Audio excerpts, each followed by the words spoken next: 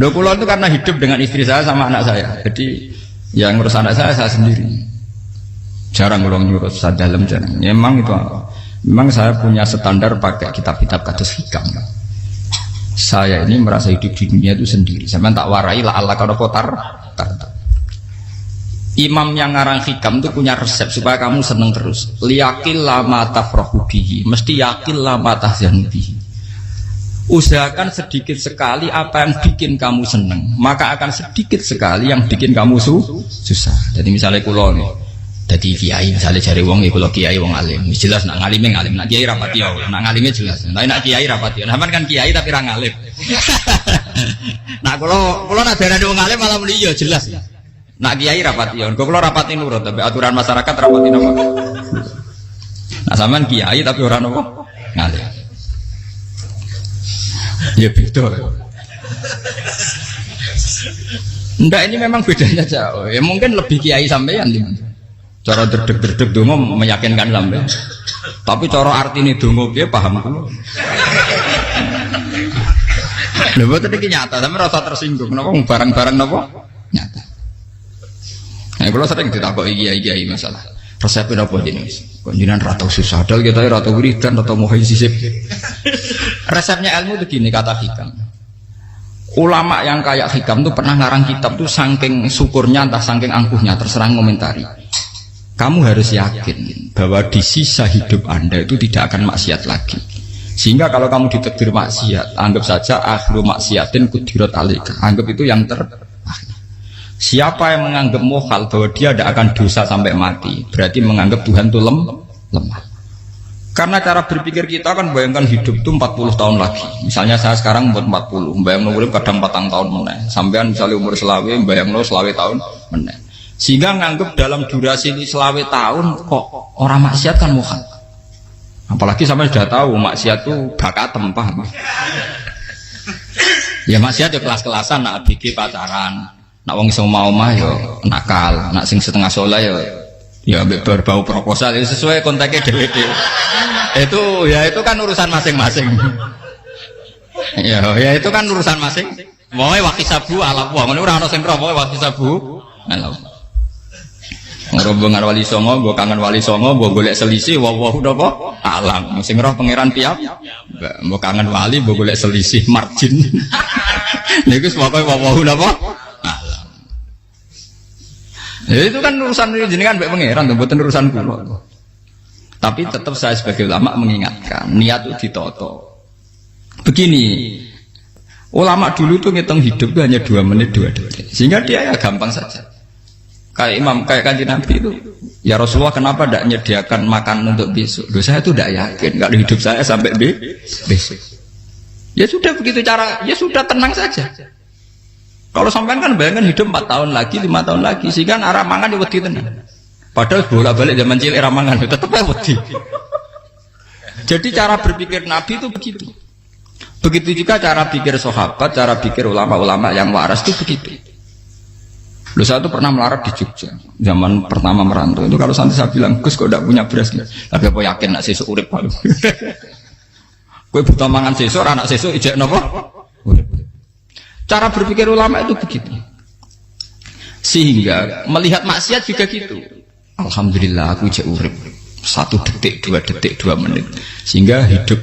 Dan itu sudah cukup untuk lafadzkan la ilaha illallah. Makanya kata ngarang hikam, betapa murahnya Allah. Surga itu hanya bisa dibeli dengan 2 menit. Karena surga itu senilai la ilaha illallah. Miftahul jannah la ilaha illallah. Itu cukup 1 menit. Berarti surga itu regane mau 1 menit. Dan karena dia nganggap hidup itu 1 menit ke depan, la ilaha illallah, ya sudah. Dia ngitungnya hidup itu per menit. Kalau sampean kan enggak, per 10 tahun, per 20 tahun. Sehingga kriminal betul, cara pandang sampean itu kriminal betul. Sehingga bayang kudu di duwe, kudu di bojo, nak kiai kudu di pengaruh. Lah kalau saya enggak. Saya meskipun enggak sehebat itu, tapi mewarisi keilmuan mereka. Jadi misalnya saya jadi ulama, itu bayang di santri musito. Islam pokoknya ke Ahmadiyah ya gitu saja. Ya pokoknya ya sudah gitu. Orang bayangno santri sing pampinan takwa khusyuk salam tempel demen gelo, demen apa? Lo tanyakan santri-santri saya itu mungkin belum pernah nyuruh istri saya bikin kopi. Bisa dihitung. Karena saya itu sederhana saja. Misalnya saya pergi dari Jogja ini yang nyata salam. Bayangno bojo wis maca gawekno kopi, bukakno lawang malah kecewa.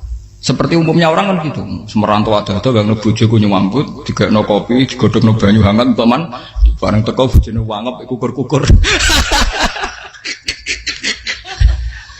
Karena tarifnya dia ideal, maka mudah kecewa kalau itu tidak terjadi. Nak kula mboten, sebayangno kaya Jogja, bojoku cek uta Islam, nak salat 5 bulan ya sudah gitu. Pakai standar-standar yang minimalis. Saya dari rumah bangun sampai ngaji ya, pokoknya melek, ya sudah nak sholat demadem nopo, mulanya sudah gitu. Andai kan saya pakai standar maksimal, maka akan mudah kecewa. Rasulullah juga begitu. Rasulullah itu ngadepi Sayyidah Aisyah, itu ya begitu, ngadepi Hasan Husain. Sehingga tidak ada cerita Nabi mudah kecewa, betul. Karena Nabi bayangkan anak istrinya itu ya minimalis sekali, urusan dunia loh maksudnya minimalis sekali. Misalnya Nabi pagi-pagi tanya, ya Aisyah apa ada sarapan? Enggak ya Rasulullah, ya idzan asumu, kalau itu saya puasa. Kalau sampean usul-usul lah digekno kopi wong wedok opo, itu kan repot. Muni-muni itibak sunnah Rasul tapi enggak pernah sampean mendekati sunnah napa Rasul. Sehingga ya tenang saja Nabi. Saya tuh alhamdulillah bisa niru dalam gitu-gitu tuh bisa. Makanya ini kiai muda paling enjoy. Banyak kiai-kiai yang sepuh itu kalau urusan gitu konsultasi Mas. Gus resep apa kae. Niki kula resep era dekarep. Juga saya tidak pernah bayangkan apa tanggaku seneng aku atau orang sing ngaji aku kecewa, tidak pernah bayangkan. Sampai itu kan makhluk, tidak penting. Kecewa tidak kecewa itu tidak benar. Saya itu orang alim, ngerti ini warido kamat lubi, ora warido kum. Yang tak gulai ridane pengiran, ridane sing ngaji, ridane konsumen. Itu apa makhluk tidak penting. Itu harus dilatih. Harus apa? Sehingga orang tuh kalau biasa sholat, maksudnya biasa takluk be Allah, mesti la Allah katardo, mesti gampang puas. Karena dia iktifak ngalap cukup be Allah Subhanahu wa ta'ala. Saya sebagai manusia juga sering ditangisi istri. Misalnya saya sering ke Jogja sendirian. Nah ninggalan nopo, ninggalan ibu milih pengiran. Misalnya mati ninggalan, ya paling aku mau ngapes nih suara. Paling uang nangis gue kegiatan. Bukan Pak. Ingin saya bahwa konstitusi ulama itu masih iktimat Allah. Kalau kita kan enggak. Cara berpikir kita ngaji itu ideal sing ono podium, sing ngaji kelaminan takwa kabeh, ketunan kaji kabeh, diluk kabeh. Kita akan pakai standar-standar yang dengan asumsi kita. Padahal Nabi zaman sugeng al iman hahuna wa yusiru ila qalbihi sadrihi salah. Iman itu urusan hati. Komitmen sampean be Allah Subhanahu wa taala. Nah ini resepnya. Makanya kata hikam liyakillah mata frohubi, mesti yakinlah mata syanubi. Sedikitlah kamu gembira dengan satu hal, nanti akan sedikit kamu yang kecewa. Artinya misalnya kados kula sebagai ulama seneng kula nu kok ijek iman, ya nggak kayak wong awam. Ya sudah gitu. Jadi misalnya suatu saat kula jatuh, yang ngaji saya gak semeneng jadi kupeding. Wong sing seneng kula bubar kabeh. Kula ora susah, miskola darah bener. Gus saiki jenengan ora sing seneng. Ya tenang saja. Sing ora seneng makhluk ora jelas. Dan status mereka tetap layadur walayan. Ini harus dilatih. Sehingga Nabi itu ya meskipun beliau itu perang, sahabatnya meninggal, ya tenang saja. Nabi cara berpikir yang meninggal mereka mati syahid, yang masih hidup dianggap berpotensi melakukan kebaikan. Sama tak warai resep-resep dari Rasulullah Shallallahu Alaihi Wasallam. Saya ini sebetulnya memaksa, menjelaskan ini maksa, karena saya inginnya jadi ulama yang kayak umumnya orang, tidak ideal lama. Tapi kan saya ditekdir ilmunya itu ideal, jadi terpaksa saya jelaskan. Tapi kalau perilaku saya tidak akan ideal. Soalnya ngawur, saake mari Ghafuri pengiran nganggur bolak-balik cerita. Ada seorang wali, karena dia wali itu doa di multazam, ya Allah saya ini minta satu hal. Karena dia wali maka tidak minta uang, tidak minta jabatan, minta engkau takdir saya tidak pernah maksiat. Itu kan bagus sekali, minta doa ditakdir gak maksiat kan ada. Dari pengiran malah Syafi'i. Fa'ena ada ghufran. Karena tahu maksiat malah sifat ghafurku tak ada kok endi. Gamane pengiran kan sifat ghafurku rak nganggur. Malah tidak ada orang selain Nabi kecuali ditakdir tahu maksiat. Dan sifat ghafuri pengiran efektif. Paham apa? Lara sampean kan ghafure kok nggo kabeh. Dadi karek sajidul iqab. Karena maksiate sampean sering. Jadi sifat ghafure wis berlaku aktif. Saya karek nunggu sifat sajidul iqab. Paham ya?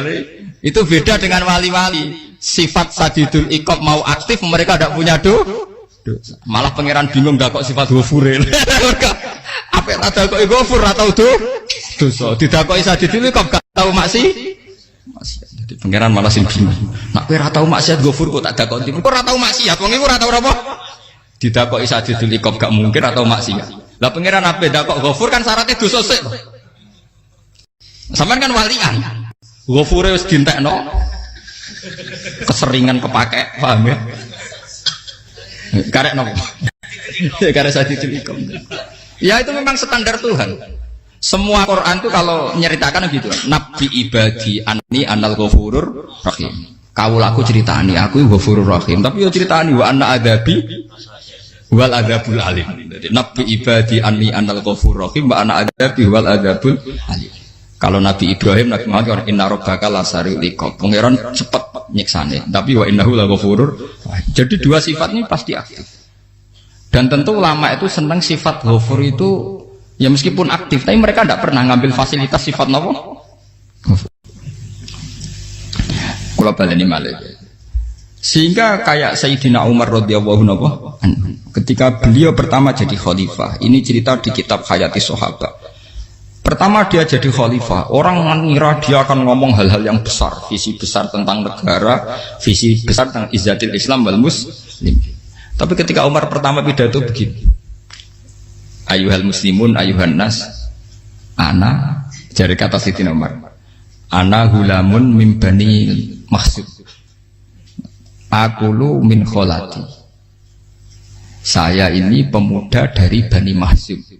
Kecil saya bisa makan karena bulik-bulik saya punya kebun kurma yang kalau saya memanen diopahi beberapa biji dan itu menjadi kuti wahayati, menjadi saya bisa hidup. Terus wassalamualaikum warahmatullahi wabarakatuh.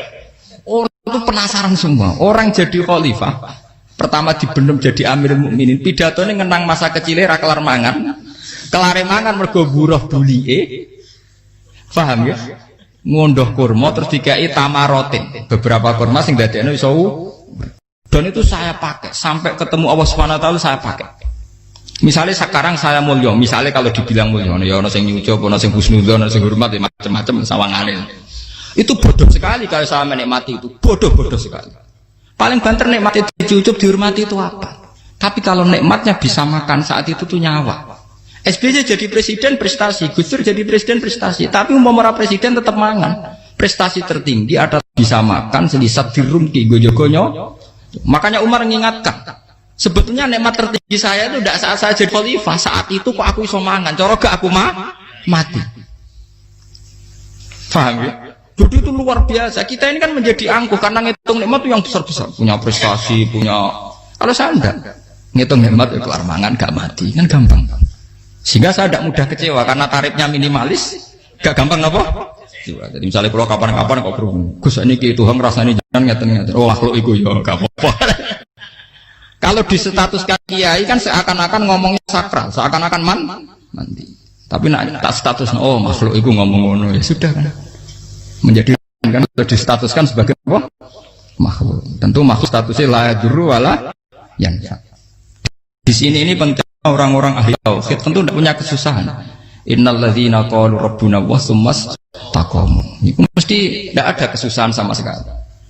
Misalnya ulama-ulama dulu mau mati, ya tenang saja. Mati kedua itu mati paling menantang, ya. Menyenangkan sekali. Karena mati yang seru itu mati zaman Al-Adam. Misalnya saya kelahiran tahun 70. Tahun 40-50 kan belum ada saya. Itu mati yang sejati karena Al-Adam. Kenapa? Al-Adam tidak ada. Mati yang nanti itu mati yang petualangan karena saya mati setelah menyaksikan kekuasaan Allah, setelah husnudzon sama Allah, sehingga mati yang menuruti kerinduan akan ketemu sang kekasih. Makanya Jalaluddin Ar-Rumi ketika mau meninggal dan orang-orang muridnya nangis, dia marah-marah. Hei murid-muridku, betapa bodohnya engkau. Saat kayak ini yang saya tunggu, saya sudah menyesal berusaha sampai Allah dat cinta senang. Aku kecewa waktu makhluk-makhluk koyo kuwi. Saiki wis wayahe aku goleki kholik dat tak senengi malah mbok tangi.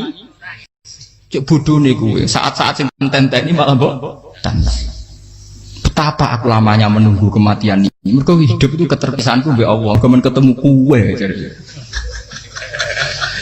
Malane Jalaluddin Rumilah yang mengistilahkan mati itu malam pengantin. Makanya fal'an awanu sirok minkum wa awan wisol habibi. Ini saat yang indah karena ketemu dengan berpisah dari makhluk-makhluk yang tidak penting menuju sama habibi kekasihku. Dia misalkan mati itu malam pengantin. Semenjak istilah itu populer sehingga di Jawa ana ngipi dadi nganten takwilane mati. Itu filosofi sufi, ya filosofi napa? Lah niku tenan. Begitu juga sahabat-sahabat dulu. Bilal mau meninggal, anaknya udah nangis. Bilal lagu ya. Ditanya sama anaknya, kenapa anak-anak kamu nangis? Dan jenengan badhe kapundhut. Aku malah seneng nang mati. Hudan nalqal akhibah Muhammadan wa hisbah. Aku nak urip ketemune mbek kowe terus. Malah nak mati ketemu Nabi Muhammad. Hudan nalqal akhibah Muhammadan wa hisbah. Nah, dengan cara pandang begitu maka hidup itu enjoy saja. Ya saya sebenarnya keberatan pakai kelas ini, keberatan karena saya harus ngulang sampean-sampean. Ya makanya potensi kayak saya tentu mengurangi jadwal ketemu. Makanya saya mohon kalau tidak penting itu jangan sungkan. Anggap saja itu bagian dari hormat saya. Ya minimal sampai anak misalnya di dua saya ketahui gue jajan pentolan enam lah apa mau kesuwan bareng malah repot. Bos ganggu wong anak keleleran pak. Nah misalnya sampai kepentak kok hukum, uang nak pinter, hukumnya takokan ya ringan, takok kiai tanggam paling bisa. Karena pertanyaan yang ringan tentu ya ringan-ringan saja kan. Gak perlu kiai kali ber. Sampai rasa GR, lo pertanyaannya angel Gus gak ada sing iso jawab. Uang nak ralim tahke, ku pertanyaannya ya ora patimu tuh. Ibu wis kangelan nonton. Ini buat ngenyek tapi podo enak. Podo apa? Makanya kalau latih. Jadi hikam sendiri itu ada manhaj, ada metode. Kalau orang supaya tardo, liyakillah ma tafrahubi, yakillah ma tahzanu. Anak saya itu kalau habis main pulang, itu saya senengnya pol. Istri saya pernah jangan. Gus, anak mulai senengnya dek biro-biro, anakku gemulai ning omahku. Misalnya terus piye. Saya terus anakku lo main mulai itu seneng. Biro-biro anakku mulai ning omahku. Dipanggil anak saya bapak itu senengnya sak boleh. Biro-biro ana sing manggil bapak. Jadi saya pakai standar minimalis sekali. Saya tidak pernah pakai tarif. Dia anak yang ideal dihormati orang. Sampai anakku sujud nih pangeran, ngerti pentingnya mau tasbih. Makanya anak saya tak namakan tasbih semua. Itu ya sudah selesai. Saya tidak pernah bayangkan anak saya jadi kayak besar dihormati jemput. Mari gampang kecil. Ya sekolah kan Sayyidina Umar. Saya pemuda dari Bani Mahzum. Yang kecilnya bisa makan karena buruh bulikku. Akal tuh tamarot. Wah itu saya baca tuh nangis betul. Betapa hebatnya Sayyidina Umar. Mengingatkan ulang bahwa nikmat tertinggi itu ya makan karena makan kaitannya ya, orang jadi bupati, enggak jadi bupati tetap makan. Jadi kalau ngantin saya tarifnya minimalis sekali. Nah, kalau orang sudah makan gitu, lah Allah kata tertemu mudah sekali. Tapi kalau sampai tarifnya ideal harus di mobil, kudu sangune akeh. Masuk gue mobil gak sanggup akeh. Barang gue sanggup akeh, kudu gue penderek. Masuk kiri lu juga kok tanpa penderek. Penderek maju. Masuk orang kena dikeloli, jadi malah repot. Akhirnya gue mau ngayu, harus selingkuh dijari sing we. Itu lapor perkara meneh.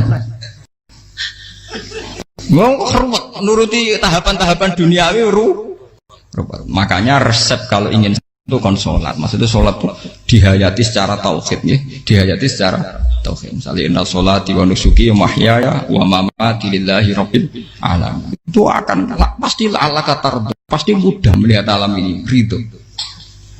Ini satu sekelumit ya, di resep orang ulama yang saya meniru beberapa di kitab Hayati Sahabat, di kitab Hikam, dan meniru terutama semuanya sanad dari Rasulullah Shallallahu Alaihi Wasallam. Makanya suatu saat Nabi itu kagum. Abdullah bin Mas'ud itu jalan dan dikawal oleh beberapa malaikat.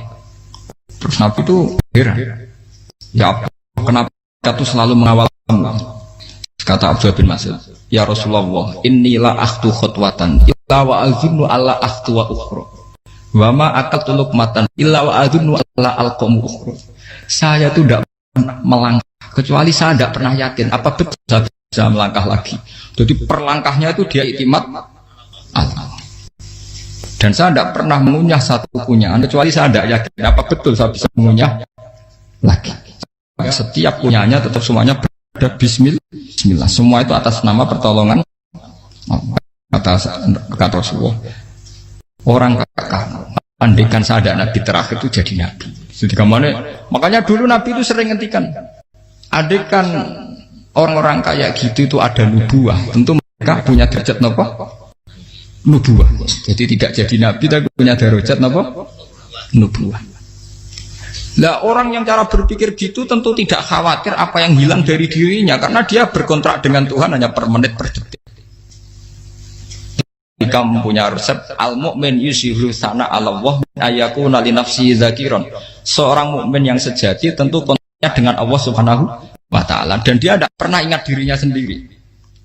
Kayak sampai napas umat tapi'il Allahu Akbar, Allah Maha Besar, Subhanak. Selalu orang ngerasani termasuk lali utangnya barang itu.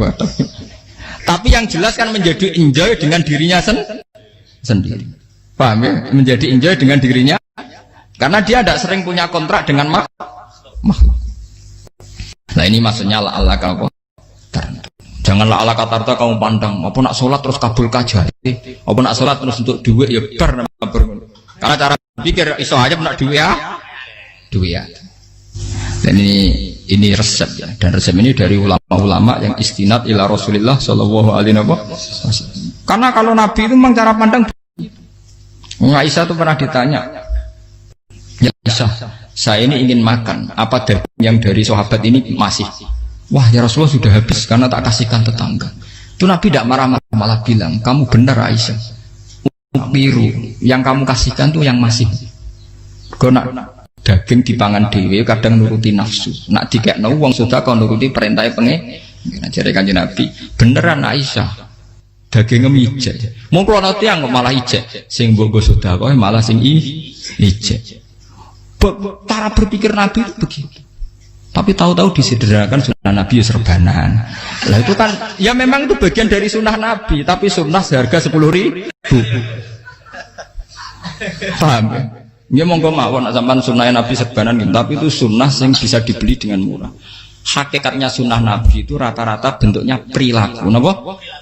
Sampean delok dawuh Aisyah tengene tiba berjanji, kana khuluquhul Qur'an wa shimatuhul ghufran yansahu lil insan wa yafsahu fil ihsan wa ya'fu 'anil dzambi idza kana fi haqqihi wa sababi. Kana khuluquhul Qur'an, Nabi ku akhlak dasare wis kaya Quran plek. Urusane akhlak. Wasimatuhul ghufron, ciri utama sifatnya Nabi gampang nyepuro.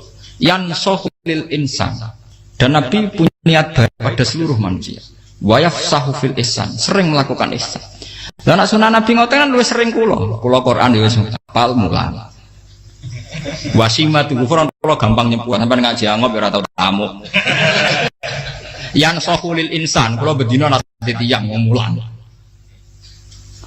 Wayak sahufil ihsan tak gawe gampang. Kula mulai ora tau. Itu sakmene kudu podium kudu wong dilo ya ora. Pokoke anggere kiamat dia ya madhep mulon ya sudah. Loh itu kan dawuh Aisyah ketika ditanya kaifa kana khuluqu Rasulillah. Dan itu semua dijawab oleh ahwal, oleh sebuah perilaku. Ndak ada Aisyah jawab nganggo atribut. Oh Nabi itu jubahan serbanan, tidak ada itu. Memang itu sunnah ya, satu itu sunnah kan, jangan salah paham ya. Tapi itu sunnah yang tidak dijawab oleh Aisyah. Sunnah yang sampean jawab sendiri, paham? Aisyah yang istrinya Rasulullah ketika ditanya kaifa kana khuluqu Rasulillah, beliau jawab kana khuluquhul Qur'an wa simatuhul ghufran yansahu lil insan wa yafsahu fil ihsan. Semuanya akhwal wa ya'fu 'anil dzambi idza kana fi haqqihi wa sababi wa idza dia haqqu wa lam yakun li ahadi marra'ahu badihatan haba wa idza ta'ahul miskinu ajaba yaqulul haqqa walau kana murra wa la yutmiru lil muslimin hisaw wala. Semuanya itu akhwal, satu perilaku sosial. Saya mengakui kalau serbanan sunat, ya saya ngakui. Tapi sunnah wis karena saya mewakili yang akhwal tadi, yang apa? Lah mungkin untuk sampeyan, monggo kalau untuk ngisi sunnah. Tapi mbok ya adil. Ini bukan kritik mboten nggih. Yang meyakini serban sunat kan sudah banyak dan itu bagus. Tapi cobalah juga meyakini ahwalu Rasulillah. Makanya man sanna sunnatan itu rata-rata ulama maknani siapa yang ikut sunnahnya Nabi. Rata-rata ulama nafsir ahwalu Rasulillah wa af'alu, perilaku sosial Rasulullah. Makanya terusannya wa idza ja'ahul miskinu ajaba. Kalau dipanggil orang miskin ya datang. Ya maksudnya ada harus orang miskin manggil pas resepsi kawin boten. Misalnya ana wong melarat kuwi di sepeda motor, wong melarate yo ngeteroni puskesmas ya mbok terno. Wong melarat lara yo nukono misale apa minyak kayu putih mbok tekani. Ora kok ngerti-ngerti mbok ngurusan walimatul urus sing wajib piye. Payah. Lho lan wajal miskin wajib ora ana hadise urusan walimatul urus mboten. Kalau orang miskin manggil ya dalam riwayat hadis ya Nabi sering dipanggil orang miskin. Ya Rasulullah, mbok datang ke rumahku, ada apa? Terus ya Nabi, saya tuh ingin rumahku sing elek jenengan nanti salat teng mriku. Ya Nabi datang ya salat saja ya ora jaman. Fi ayyi makanin aradta an usolliya fi. Kamu di tempat mana kamu seneng salat teng mriki ya Rasulullah. Ya Nabi salat. Sing ngundang ya waras pisan. Kenangan mek Nabi kok mae dienggo salat Nabi. Ampean tahu tanggung kiai kon salat. Kon promosekno anakmu iku paham. Kiai dongakno ke kersane ketampi PNS waduh. Padahal kiai ini dhewe anak era PNS. Kalau dulu kan sahabat ngundang Nabi itu ya gitu. Ya Rasulullah, saya itu ingin sekali engkau sholat di rumahku, fa'attakhidahu musollan. Kemudian tempat yang pernah engkau sholati mau tak pakai musola pribadi. Makanya masjid kiblat itu rumahnya sahabat. Karena dulu Nabi pernah sholat di satu tempat, adalah ono perintah tahlilul kiblat itu di rumahnya sahabat. Itu sahabat dulu itu kalau ngaturin Nabi itu kenanya ingin Nabi pernah sholat di situ. Nah, ilmu ngeten ini muntah. Ya untungnya nonton kulo, jadi ono sing eling-eling ya Bang. Nah, teman kudu syukur ya, artinya syukur ya. Orang kayak saya itu tidak usah sampean dikte-dikte ngikuti hukum adat. Kalau ngoten sampean gelo mergo kula ora iso teko, kula ya gelo perkarane ulama kok mbok atur. Makanya saya sering guyon cerita, saya itu kalau di pasar Pandangan dulu tuh anyaran boyong sering di pasar, ditanya sama Gus wong alim kok di pasar, piye? Aneh tuh, ya aneh kuwi. Aneh piye? Bodohnya wong alim. Kadang masyarakat tuh tidak sadar keanehan dirinya sendiri. Mereka enak saja merasa kalau orang alim ke pasar itu aneh. Mereka tidak sadar orang bodohnya wong alim ya aneh. Enak saja mereka mikir sepi. Faham ini supaya sampean la Allah kana potar. Makanya untuk Rasulullah, Nabi itu sering ngendikan ana tamu hormati. Tapi etika mertamu di Rasulullah itu walakin idza du'aitum. Mertamu Nabi itu nunggu ditimbali. Walakin idza du'itum du'iya mabni majhul. Ketika kamu ditimbali fatwa. Jadi ya ayyuhalladzina amanu la tadkhulu buyutan nabiyyi illa ayyudzana lakum. Jadi untuk sowan Nabi itu nunggu meskipun sahabat tuh rindu Nabi, tidak berani sowan ke dalamnya Nabi. Kalau ingin ketemu Nabi di barengno pas sholat jamaah, karena Nabi pasti keluar di masjid. Andai kan Nabi nerima tamu di rumah, ora sida dadi Nabi. Sama nampa tamu.